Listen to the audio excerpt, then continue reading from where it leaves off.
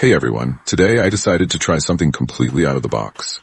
Turning an anti-spin rubber into an OX version, meaning no sponge at all.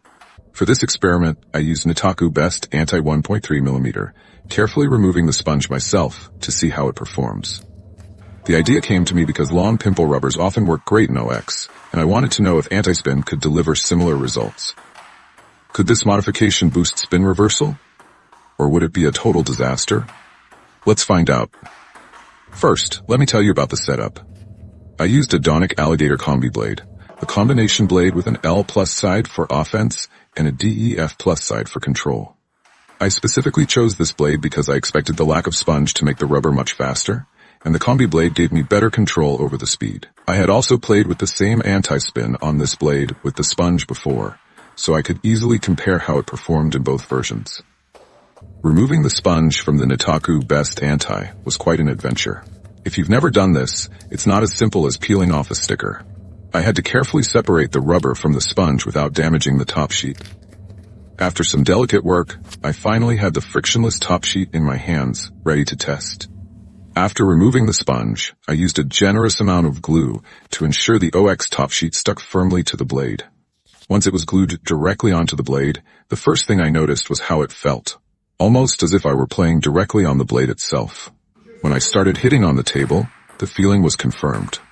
Blocking fast topspin shots, which is normally a strength of anti-spin rubbers, became much more challenging. Using this slower blade, it wasn't impossible to manage the incoming shots, but I needed very fine hand control. The lack of sponge meant there was no energy absorption, so the ball flew off the rubber much faster unless I actively reduced the incoming energy with my wrist. One thing I hoped would improve was spin reversal. I expected the bare top sheet to return more of my opponent's spin compared to when it had the 1.3mm sponge. This makes sense because thinner sponges generally enhance spin reversal by interfering less with the ball's spin. However, the improvement in spin reversal was almost unnoticeable, and I felt a clear loss of control on fast incoming shots.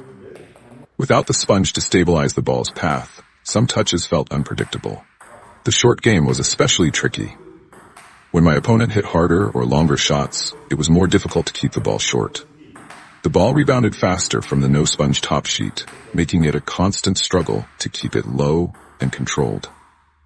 That said, the DEF+ side of my blade helped, and with some effort, it wasn't completely unmanageable.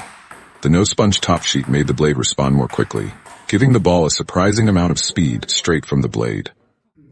While the defensive side of the Donic Alligator Combi reduced this effect somewhat, the overall feeling was that I was playing with a much faster and harder setup than I expected from this anti-spin rubber.